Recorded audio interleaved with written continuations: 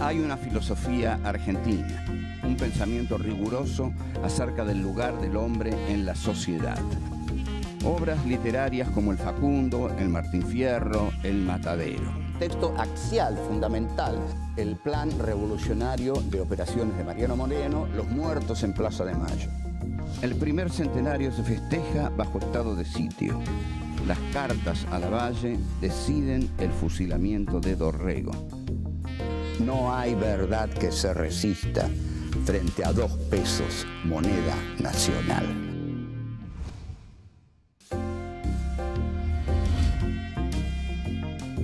Encuentro 3. Alberdi y la Revolución de Mayo. 1. El enfoque federalista de Alberdi. 2. La modernidad capitalista y el libre cambio. 3. El pacto neocolonial. 4. La democracia bárbara.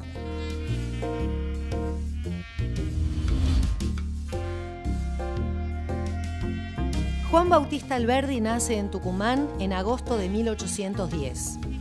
A los 14 años llega a Buenos Aires para estudiar en el Colegio de Ciencias Morales y continúa sus estudios en la Universidad de Buenos Aires y en Córdoba. A partir de 1835, junto con otros intelectuales como Esteban Echeverría, Juan María Gutiérrez y Vicente Fidel López, participa del Salón Literario en donde se intenta un abordaje intelectual de la situación del país. En 1837, a los 26 años, escribe el fragmento preliminar al estudio del derecho, un intento de colaboración con el gobierno de Rosas que no tiene éxito. En 1838, perseguido por el régimen rosista, Alberdi se exilia en Montevideo, desde donde realiza fuertes críticas al gobierno de Rosas. A partir de 1855 reside en Europa como diplomático de la Confederación Urquicista. Crítico de la Guerra del Paraguay y de las políticas de Buenos Aires, regresa a la Argentina en 1879. Sin embargo, en medio de fuertes enemistades, a los pocos años decide regresar a Europa. Muere en Neuilly-sur-Seine, Francia, en junio de 1884.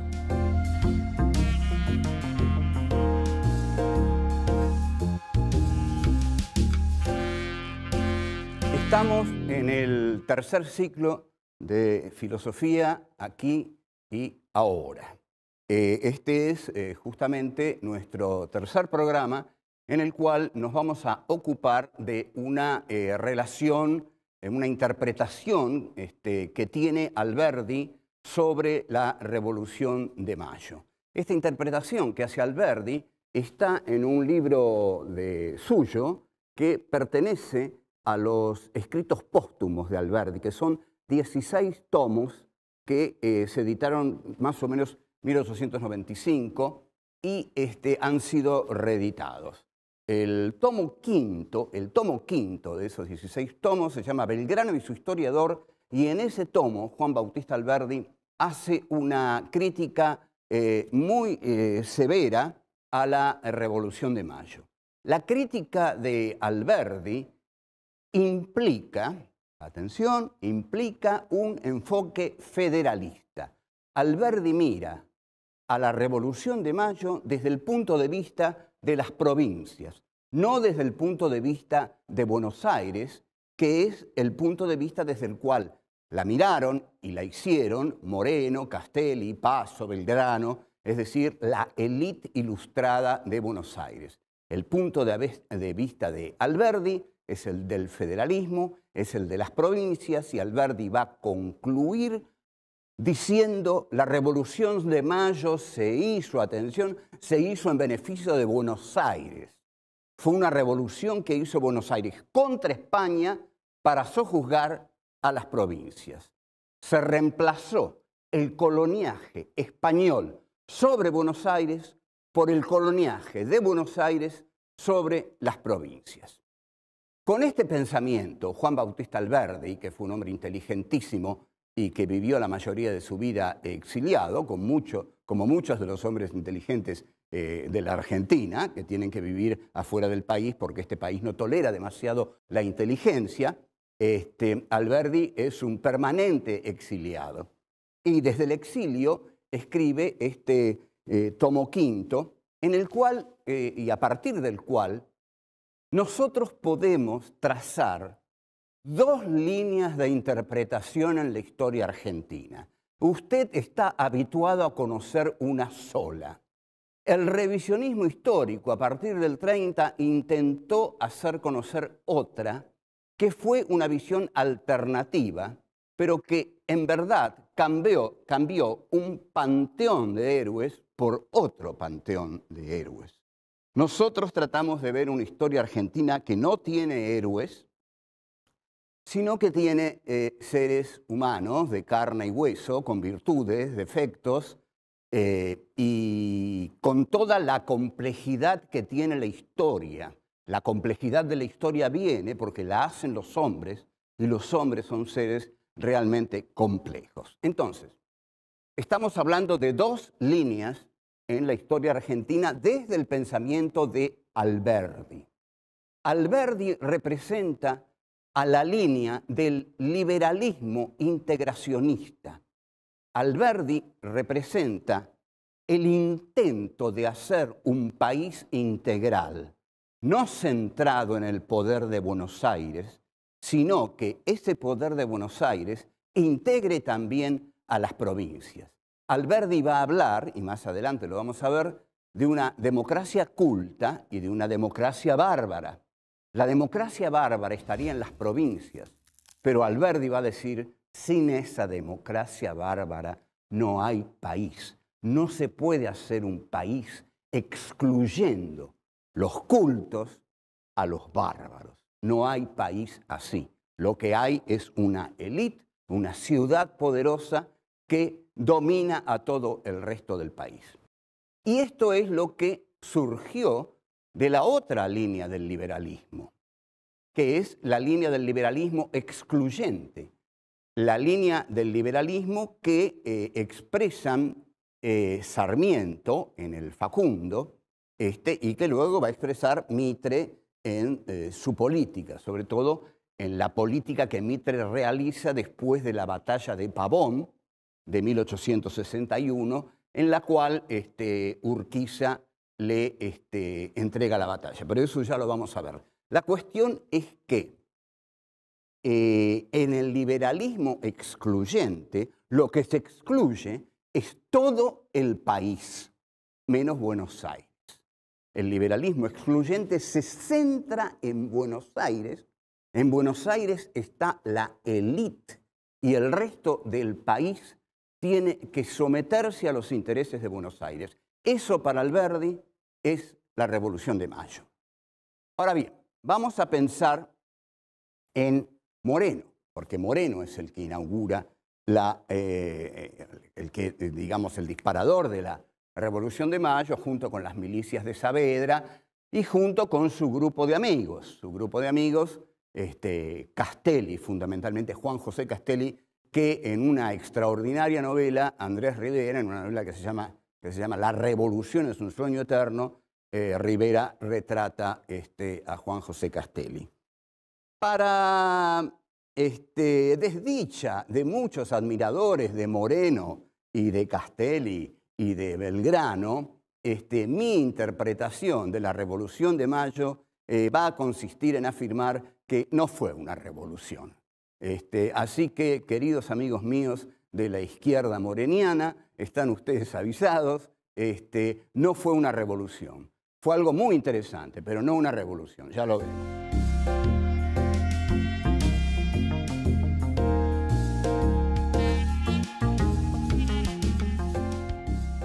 La Revolución de Mayo es exactamente la incorporación de Buenos Aires en tanto representante de la República Argentina. O sea, es la incorporación de la Argentina a la modernidad capitalista. Tengo que explicar qué es la modernidad capitalista. No era España. España era el atraso, no la modernidad. Lo que advierten los llamados próceres de Mayo es que para que el país inicie su definitivo despegue y salga del atraso que significa estar ligado a la España monárquica, feudal, que no ha hecho su Revolución Francesa, el país tiene que unirse a ese tren de la historia que se encarna en Gran Bretaña y Francia en lo cultural. Para esto, lo que ven los revolucionarios de Mayo es que en realidad esa es la revolución y esa era la única revolución que se podía hacer. A ver si lo entienden, mis buenos amigos. No se podía hacer otra revolución y además no la hicieron.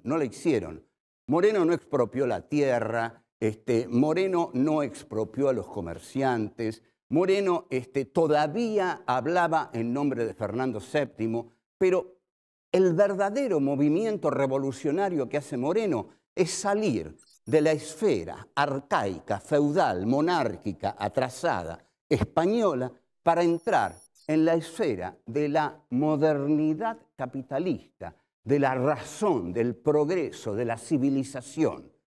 Esto es realmente un cambio importante y este es el cambio que se hizo en todas las revoluciones de América Latina a comienzos del siglo XIX. Y ese cambio es el cambio cuyo bicentenario vamos a festejar ahora. Haber entrado en la modernidad capitalista, en la racionalidad, civilización, progreso, tren de la historia, como quieran llamarlo, pero y también en el libre cambio, porque lo que quiere Moreno es salir del monopolio español. Ustedes piensen que la Argentina, en tanto colonia española, solo podía comerciar con Cádiz, con España.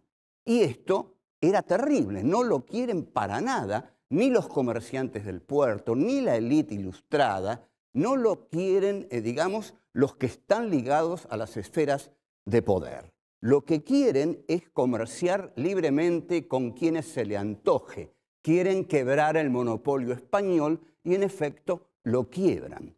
Al quebrar el monopolio español, comienzan a comerciar con Inglaterra, sobre todo, que es para ellos el taller del mundo. Ya vamos a ver lo que es eso. Y vienen los libros de Francia.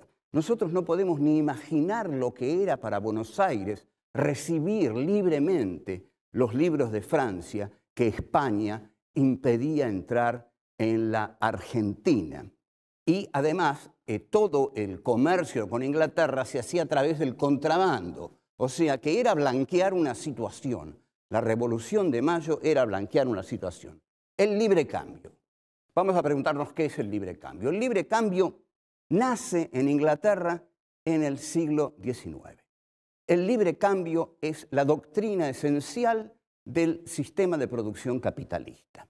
Pero en Inglaterra, en 1815, había una ley que se llamaba la Ley de Cereales. Esto es muy simple. ¿Por qué la Ley de Cereales? Porque la burguesía industrial, a raíz de esta Ley de Cereales, estaba obligada a comprar sus materias primas a la aristocracia cerealera británica. Pero la burguesía industrial se da cuenta que puede conseguir sus materias primas a precios mucho más reducidos si las compra en las colonias. Entonces, para eso necesita derogar la Ley de Cereales que protegía a la aristocracia cerealera británica. En esta tarea se unen el proletariado y la burguesía británicas y derogan la Ley de Cereales. Cuando derogan la Ley de Cereales queda inaugurado el libre cambio. Entonces, la burguesía industrial británica puede importar todas las materias primas que quiera de todas las colonias que ha tomado. Y la aristocracia cerealera, bueno, se joroba. Está liquidada, no está liquidada, pero ya no le vende el trigo caro a los industriales. Necesito explicar brevemente por qué los industriales de Manchester y Liverpool querían trigo barato para hacer pan barato. Ustedes saben cómo se calculaba el salario de un obrero por aquellos elementos necesarios para mantener su vida. En consecuencia, el pan era muy importante. En consecuencia, si la burguesía industrial conseguía el trigo mucho más barato en las colonias, ¿para qué se lo iba a comprar a la aristocracia cerealera británica? Yo creo que este esquema está claro. Es decir, libre cambio empieza. Comienzos del siglo XIX, se deroga la ley de cereales y los ingleses declaran el libre cambio. Importan las materias primas de las colonias, reducen lo que les cuesta mantener a un obrero, la aristocracia cerealera monocultivista es derrotada, como en todos los grandes países que tuvieron un gran desarrollo industrial, derrotaron a su sector monocultivista y la burguesía industrial gana la batalla y efectivamente se inaugura el libre cambio. Bueno, ya volvemos.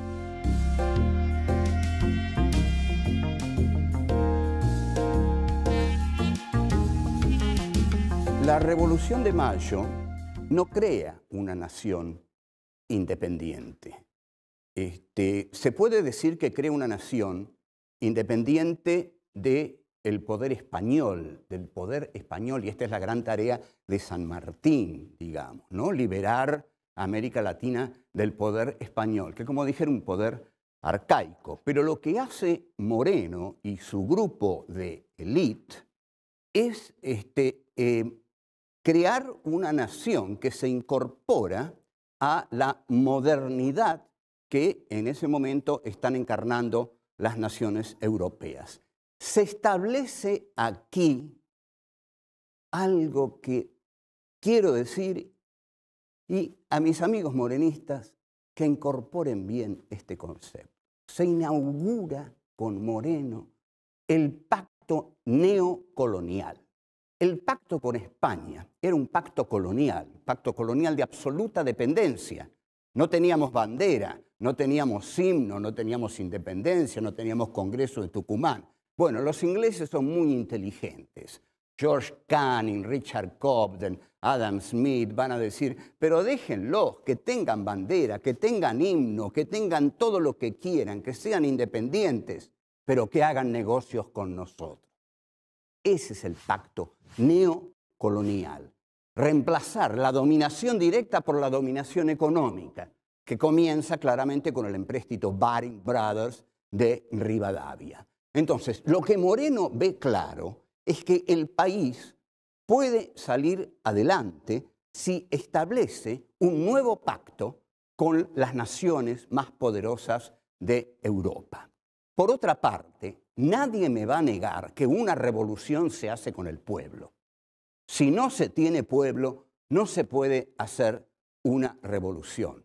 El pueblo estaba en el interior del país y el interior del país estaba poblado por gauchos, que para Moreno no eran el pueblo, porque lo que Moreno estaba buscando y necesitando, ya que su modelo era la Revolución Francesa, era una burguesía revolucionaria tal como la que habían tenido Robespierre, Saint-Just. En este sentido, y creo que voy a decir algo bastante nuevo, Moreno tiene el mismo problema que va a tener Lenin en Rusia. Moreno no tiene la clase social capaz de ponerse como base a su proyecto revolucionario. No tiene una burguesía revolucionaria, no hay burguesía.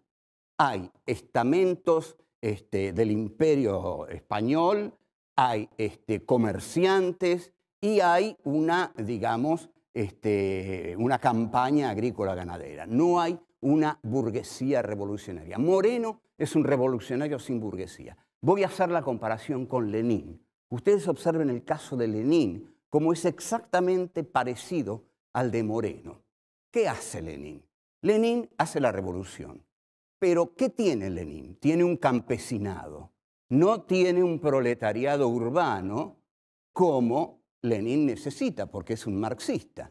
Para Marx, la revolución se hace con el proletariado urbano.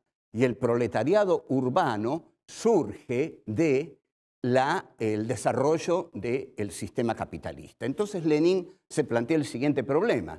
Para tener un proletariado urbano, yo necesito un desarrollo capitalista en Rusia, y eso me va a llevar por lo menos medio siglo. Luego de medio siglo va a surgir un proletariado urbano. No puedo esperar tanto. Como no tengo proletariado urbano, voy a crear una ideología revolucionaria que voy a incluir, que voy a deslizar, que voy a meter verticalmente en las masas campesinas para llevarlas a la revolución desde la ideología. O sea, Lenin quería hacer una revolución socialista, pero no tenía el proletariado. Y Moreno quería hacer una revolución democrático-burguesa, pero no tenía a la burguesía.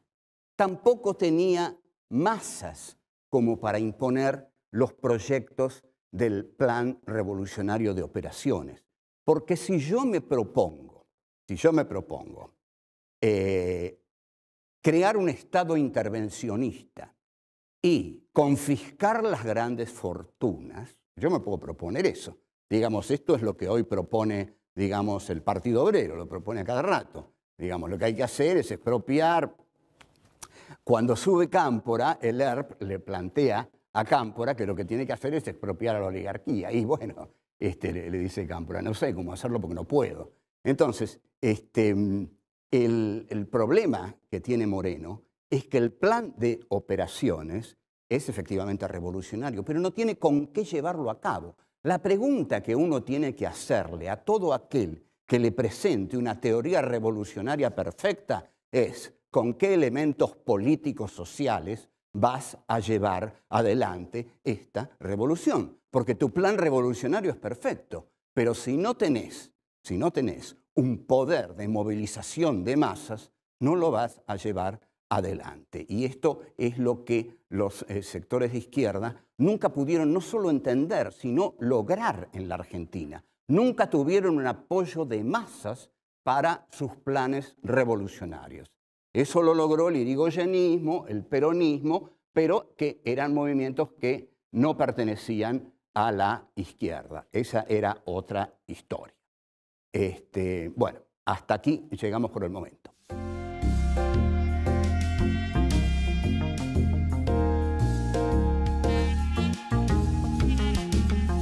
En el tomo quinto de los escritos póstumos, Juan Bautista Alberdi va a estudiar detenidamente qué era lo que había en el interior del país. Eso que no le interesó a Moreno y a la élite ilustrada moreniana, que creían representar la civilización, el progreso, las luces de la razón. Lo que había en el interior del país, Alberdi lo va a llamar democracia bárbara. Es un concepto genial de Alberdi. Democracia bárbara porque claramente para Alberdi ese pueblo de las provincias eran las bases reales del país. Esos pueblos que la Revolución de Mayo va a acusar de contrarrevolucionarios, godistas, españolistas, que va a fusilar a Liniers por afirmar que está del lado de las provincias, ese pueblo, esas masas del interior, que efectivamente no son las de Buenos Aires, son incultos, no tienen la cultura de la élite, pero bueno, el pueblo es así, sobre todo si se lo abandona a una especie de vida pastoril como llevaba el gaucho en el interior de Buenos Aires, las masas de Buenos Aires. Pero Alberdi le da la estatura constitucional, filosófico-política de democracia bárbara. Democracia bárbara significa que esos a quienes Buenos Aires llama los bárbaros, esos son la expresión de la democracia, porque son la mayoría, la plebe, aquellos que merecen ser representados, que merecen la dignidad de ser representados. ¿Por quiénes son representados? Son representados habitualmente por caudillos. Estos caudillos surgen de la masa, surgen del pueblo, son líderes que el pueblo del interior se va se va dando a sí mismos. Es así como los pueblos del interior comienzan a tener sus propios jefes. Esta era la reacción del federalismo surgente en las provincias contra la prepotencia de Buenos Aires, que en verdad invade las provincias para afirmar su poder económico-político sobre ellas. Finalmente lo va a lograr a través de la aduana y el puerto, pero luego de casi un siglo de guerras civiles. Entre tanto, ahí surge el federalismo del interior. El federalismo del interior surge porque los pueblos del interior no ven en la Revolución de Mayo una revolución nacional para todos, sino una revolución local para Buenos Aires.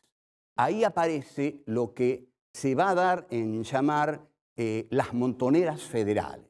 La palabra montonera surge de una expresión que quiere decir gauchos que andan en montón.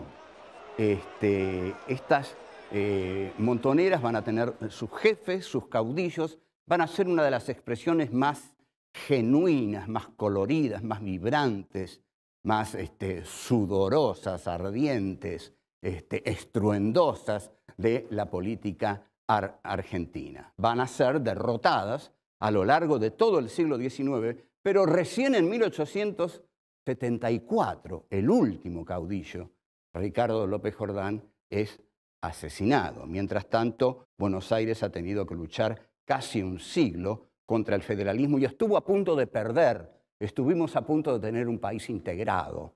Ya esto lo vamos a ver. Pero la Argentina debió ser, entonces, esta es nuestra tesis, debió ser civilización y barbarie. Las dos cosas. Pero Buenos Aires se obstina en su dominio sobre el interior y a ese interior lo califica de bárbaro. Bárbaro, ¿qué quiere decir bárbaro? Bárbaro quiere decir el que no es como nosotros. Bárbaro quiere decir el otro, el extranjero, el que no es de aquí. Entonces, si la barbarie está en el interior no es parte de la Argentina. Buenos Aires es la Argentina y el interior es la barbarie. En este sentido, la Revolución de Mayo fue soberbia. Fue fruto de la soberbia de Buenos Aires porque se hizo, como dice Alberdi, ignorando a la democracia bárbara. La solución que hubiera debido tener este país y que todavía no tiene, al contrario, que está cada vez más agravada porque cada vez más Buenos Aires sigue siendo una ciudad opulenta que pronto va a levantar muros para protegerse y el resto del país o el conurbano está habitado por excluidos, marginados, por antiguos seres que alguna vez fueron obreros y ahora esta nueva clase obrera es la delincuencia, que es, en lugar de ser integrada, comprendida, es perseguida. ¿Por qué? Porque esta gente es la democracia bárbara de hoy. Y lo que decía Alberdi es, si queremos tener un país, tenemos que unir la democracia de la civilización de Buenos Aires con la democracia bárbara del interior del país. Hasta luego. Chao.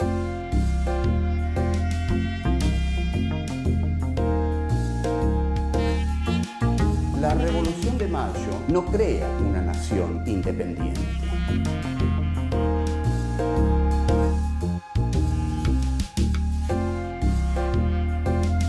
Lo que quiere Moreno es salir del monopolio español.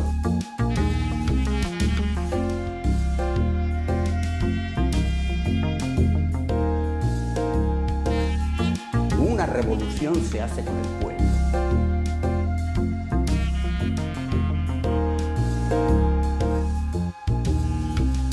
Lo que había en el interior del país, Alberdi lo va a llamar democracia bárbara.